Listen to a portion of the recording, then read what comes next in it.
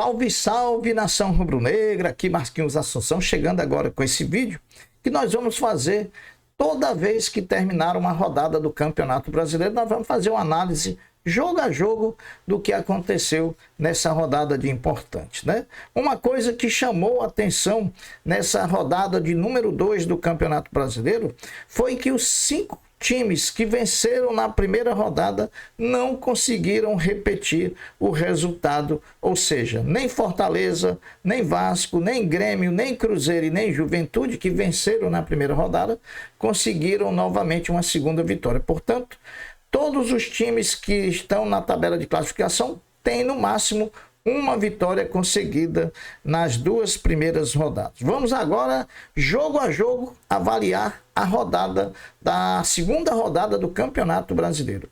A segunda rodada do Campeonato Brasileiro começou no sábado com a realização de 3 jogos. Ceará 2, Grêmio 0. Olha, um banho de bola do Ceará, né? O Ceará que tem um time com muitas estrelas, mas um time de operários, um time que dedicam muita raça e muita vontade para conseguir os seus objetivos. Tem poucas estrelas. Há pouco tempo foi que chegou uma estrela aí para fazer os gols do Ceará, que é o centroavante que veio do Corinthians, né? Então, o Pedro Arthur, né?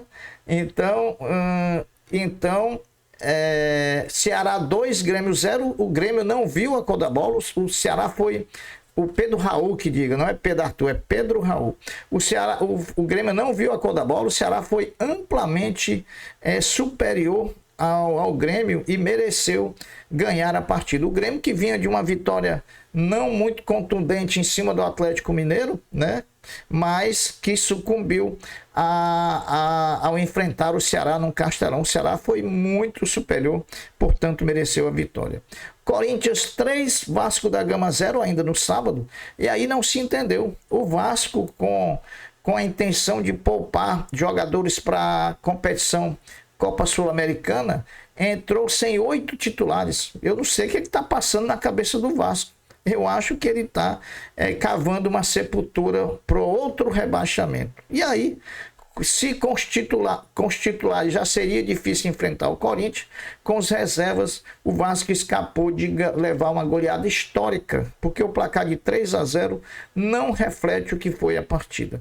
Sem falar que o VAR anulou 3 gols do Corinthians diante do Vasco. Então, uma partida em que houve até olé gritado pela torcida do Corinthians, quando do Corinthians fazer 3-0 em cima do Vasco, e ficou barato para o Vasco esse placar. E, para finalizar os jogos do sábado, no final da noite do sábado, o Botafogo, jogando no Engenhão, enfrentou o Juventude. O Botafogo que vinha de um empate contra o Palmeiras e o Juventude que vinha de uma vitória sobre o Vitória da Bahia. E aí, o Botafogo, com a sua maior qualidade técnica, teve alguns tropeços durante a partida, levou algum sufoco do Juventude, mas no final ganhou com certa tranquilidade por 2-0, né, se recuperando do empate diante do Palmeiras e agora conseguindo uma vitória diante do Juventude. Esses 3 jogos foram realizados no sábado.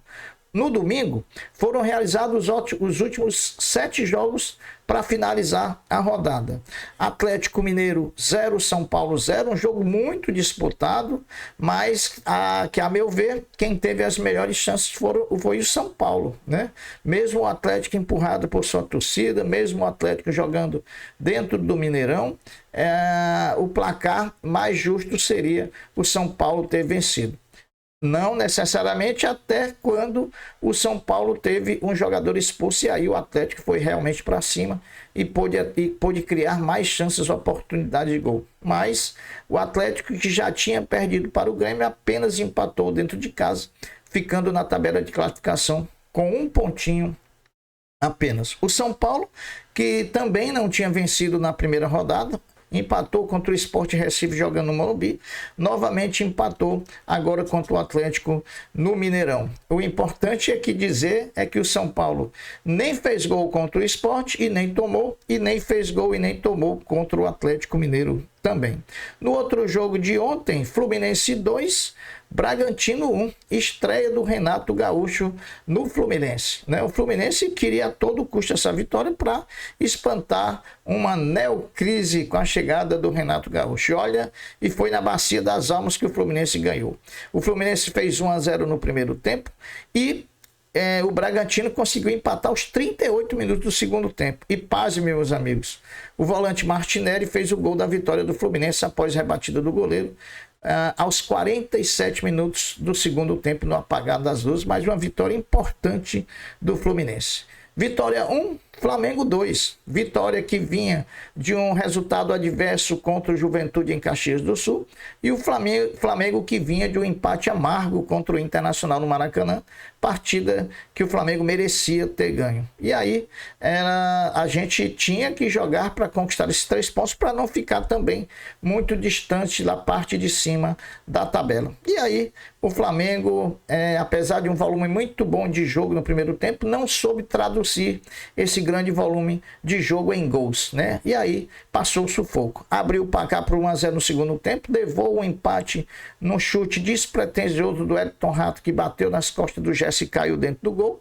E no finalzinho foi premiado com uma jogada do Luiz Araújo, que cruzou para o Bruno Henrique marcar o gol da vitória do Flamengo. Arrascaeta fez o primeiro gol do Flamengo num lance genial, um biquinho à la Ronaldo e à la Romário também. Internacional 3, Cruzeiro 0.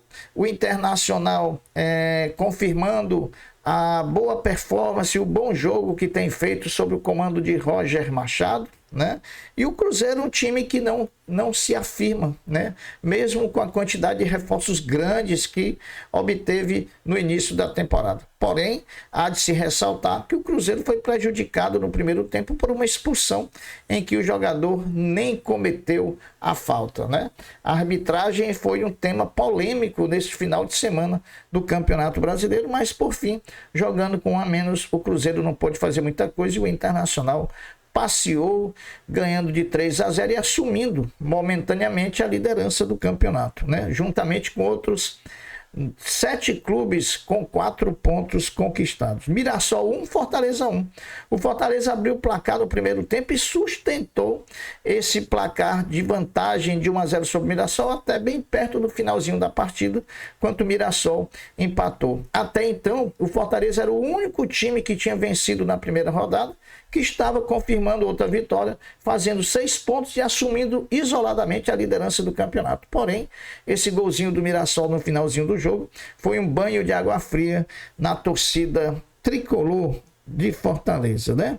Sport 1, Palmeiras 2. Esse jogo teve polêmica, né? O Palmeiras ganhou o jogo com a marcação de 2 pênaltis. E o segundo pênalti, meus amigos, eu vou dizer uma coisa, né? O próprio goleiro, ex-goleiro do Palmeiras, o Marcos, soltou um vídeo aí na internet se dizendo envergonhado por ter vencido esse jogo com a marcação desse pênalti que não existiu. Então, o que mais surpreende a gente, pessoal, é que o VAR está lá cheio de câmeras, cheio de televisão, para ver que não houve nada nessa marcação e não chama a arbitragem para ir olhar. Isso é lamentável, só mostra a incapacidade e a incompetência de quem administra o VAR e de quem opera o VAR também. Vitória, o Santos 2, Bahia 2 foi o último jogo da rodada, né, pessoal? O Santos que vinha de uma derrota para o Vasco da Gama e o Bahia que vinha de um empate na Fonte Nova contra o Corinthians, né? O Santos começou perdendo do Bahia, depois virou o jogo e no finalzinho o jogador do Bahia conseguiu empatar a partida, dando números finais a esse confronto. Então, Santos 1, Bahia 1. Com os resultados, o Campeonato Brasileiro tem os 7 primeiros colocados empatados em número de pontos, número de 4 pontos, separados apenas pelos critérios de desempate. Quais são esses critérios de desempate, Marquinhos? O primeiro é o número de vitórias, o segundo é o número de gols, o número de saldo de gols, e o terceiro é o número de gols marcados. E por essa ordem, os 7 primeiros que têm 4 pontos, dividindo a liderança pela ordem, pela uso dos critérios, pela ordem estão Inter em primeiro, Corinthians em segundo, Ceará em terceiro, Fortaleza em quarto, Botafogo em quinto, Flamengo em sexto e Palmeiras em sétimo. A próxima rodada do final de semana será no final de semana, a próxima rodada do Brasileiro, já que no meio da semana nós teremos rodadas tanto da Libertadores da América quanto da Copa Sul-Americana. E os jogos da terceira rodada são os seguintes: no sábado, Bragantino e Botafogo, Juventude e Ceará, Palmeiras e Corinthians no sábado, o clássico aí, o derby, e Vasco da Gama e Sport Clube do Recife no sábado. No domingo, 6 partidas: Atlético Mineiro e Vitória, Bahia e Mirassol, Grêmio e Flamengo, São Paulo e Cruzeiro, Fluminense e Santos, com a volta do Neymar, e Fortaleza e Internacional, um jogo grande aqui no Castelão, jogo que pode decidir a liderança do campeonato. Bom, meus amigos, esse foi o vídeo que eu trouxe a análise de toda a segunda rodada do Campeonato Brasileiro. Espero que vocês tenham gostado e que toda semana a gente vai ficar fazendo esse detalhamento dos jogos que aconteceram na última rodada disputada do Brasileiro. Então, eu vou ficando por aqui, deixando uma até breve, um até logo, dizendo fiquem todos com Deus, porque eu sempre estou com Ele. Saudações rubro-negras. Fui. Tchau.